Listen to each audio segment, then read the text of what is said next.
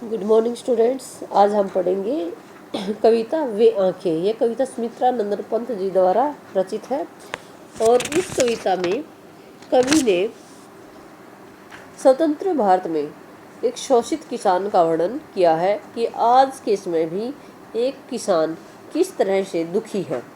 उसके दुख को सुनने वाला इस स्वतंत्र देश में अब भी कोई नहीं है। अब कविता को विस्तार से देखिए। अंधकार की गुहा सरीखी उन आंखों से डरता है मन, बड़ा दूर तक उनमें दारुण दन्य दुख का नीरव रोदन। कवि कहता है कि जो किसान की आंखें हैं वो अंधकार की गुफा जैसी हैं और उनकी आंखों से कवि कहता है कि उनकी आंखों से मुझे डर लगता है। बड़ा दूर तक उनमें दारुण, उनकी आंखों में यानी किसान की आंखों में दूर तक दुख भरा हुआ है और उन्होंने एक बहुत अधिक दुख का रोदन छिपा हुआ है। वह स्वाधीन किसान रहा अभिमान भरा आंखों में इसका, यानी अब वह स्वतंत्र है किसान और इस स्वतंत्रता का स्वाभिमान उसकी आंखों में स्पष्ट दिखाई देता है। छोड़ उसे मझधार आज संसार का सदर्श वह किसका।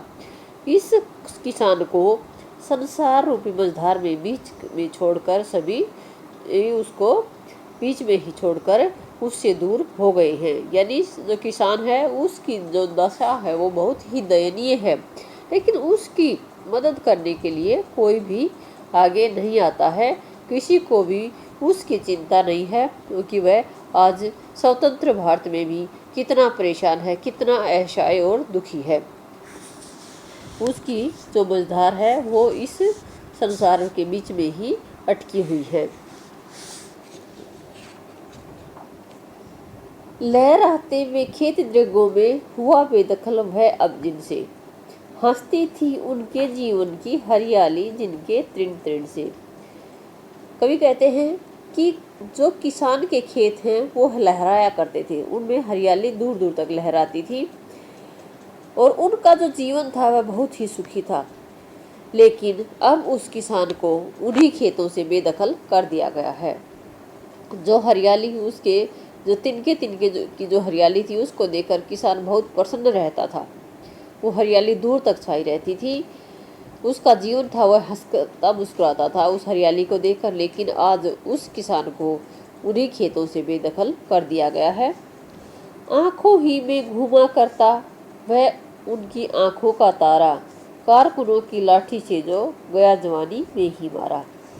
जो कवि है कहता है कि किसान का एक इकलौता बेटा था, यानी आंखों का तारा होता बहुत प्यारा। ये मुहावरे का प्रयोग इसमें किया गया है कि जो किसान है उसके आंखों का तारा उनका इकलौता बेटा था जो हमेशा उसकी आंखों में घुमा करता था।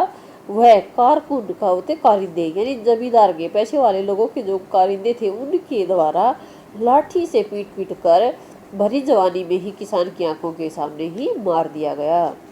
यानी यहाँ पर जो किसानों के ऊपर यानी किसान के ऊपर जो स्वतंत्र भारत में जो अत्याचार किया गया है उसको कवि ने इस कविता के माध्यम से दर्शाया है। कि कवि ने बताया है कि उस किसान के इकलौते बेटे को कारिंदों ने उसके आंखों के सामने ही भरी जवानी में लाठियों से पीट पीट कर मार दिया।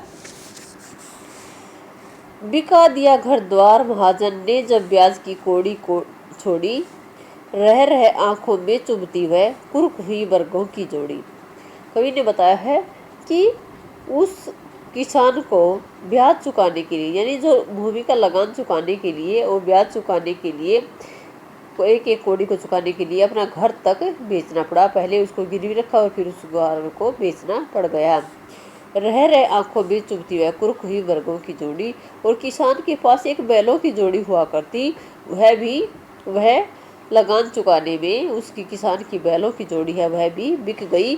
जो बिकी हुई उसकी आंखों में वो बार बार याद आकर चुभती है। उजरी उनके सिवा किसे जब पास दुहाने आने देती, आंखों में नाचा करती उजड़ गई जो सुखी खेती। इसमें कवि ने बताया है कि उनके पास एक सफेद गाय हुआ करती थी जो दूध देने के लिए किसान के सिवा किसी को भी अपने पास नहीं आने देती थी। आंखों में नाचा करती उजड़ गई जो सुखी खेती। और किसान अपने प्राचीन काल के जो सुख के दिनों को याद करता है कि उसको लहलाती हुई जो खेती थी, जो किसान खेतों में करता था, उस सुख के दिनों को याद करता है। तो उसकी आंखों के सामने जो आती है, वह उसको देखकर वह याद करता है कि पहले उसके जो दिन थे वो कैसे सुख के हो गए हैं, और किसान की जो एक सफ़ेद गाय हुआ करती, वह भी आज वह उसका लगान चुकाने में बिक गई है। यानी महाजन का जो ब्याज था उसको चुकाने में किसान के बैलों की जोड़ी भी बिक गई है, और उसकी जो सफ़ेद उजली गाय थी वो भी बिक गई है। और कवि जो लेखक है वो किसान अपने प्राचीन दिनों को याद करता है कि वो कैसे सुख के दिन थे कि उसका एक अपना घर हुआ करता और उसकी लहलाती हुई खेती हुआ करती। बिना दवा दर्पण के घरनी, स्वर्ग चली आंखें आती भर, देख रेख के बिना दूध मुही, बिटिया 2 दिन बाद गई मर। अब इसमें बताया गया है कि किसान की पत्नी बिना दवा के कारण, यानी वह बीमार है और उसको दवा दिए बिना दवा के कारण वह मर जाती है, और उसके मर जाने के बाद उनकी बारे में जब वो सोचता है तो उनकी आंखें भर आती हैं। देख रेख के बिना दूध मुही, बिटिया 2 दिन बाद गई मर। जब उनकी पत्नी मर जाती है तो उनके 2 दिन बाद किसान की छोटी सी बेटी बिना देखभाल के कारण मर जाती है। यानी पहले बिना दवा के कारण किसान की पत्नी मर जाती है, और उसके 2 दिन पश्चात बिना देखभाल के कारण उसकी दूधमुही बेटी भी मर जाती है। घर में विधवा रही पतोहू, लक्ष्मी थी यद्यपि पति घातिन। यानी किसान की बेटे की जो बहू है वो घर में बची हुई है। यानी किसान की पत्नी भी मर जाती है और किसान की बेटी भी मर जाती है, और किसान का बेटा कारिंदों के द्वारा मार दिया जाता है। अब किसान के घर में सिर्फ एक विधवा बेटे की बहू बच जाती है, जो कभी घर की लक्ष्मी हुआ करती थी। आज समाज उसको पति की घातिन, पति को मारने वाली, यानी पति को खा जाने वाली कहता है। पकड़ मंगाया कोतवाल ने। एक दिन इतना ऐसा बुरा वक्त आता है कि जो बेटे की बहू को भी कोतवाल ने अपने पास बुलावा भेजकर बुला लेता है। डूब कुएं में मरी एक दिन, और वह इस चीज़ को सहन नहीं कर पाती और एक दिन कुएं में डूबकर मर जाती है।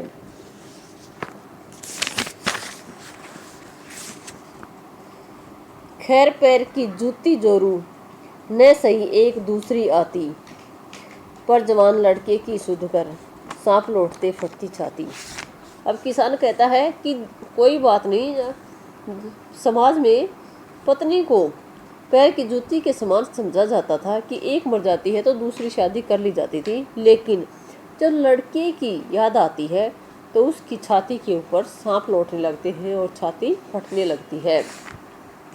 पिछले सुख की स्मृति आंखों में क्षण भर एक चमक हिलाती, तुरंत सुनने से में गड़ गए चितवन, तीखी नोक से दृश्य बन जाती। कि पिछले सुख की स्मृति होती याद, यानी लेखक कहता है कि किसान अपनी प्राचीन काल की यानी पुराने समय की जो याद करता है तो उसकी आंखों में चमक आ जाती है।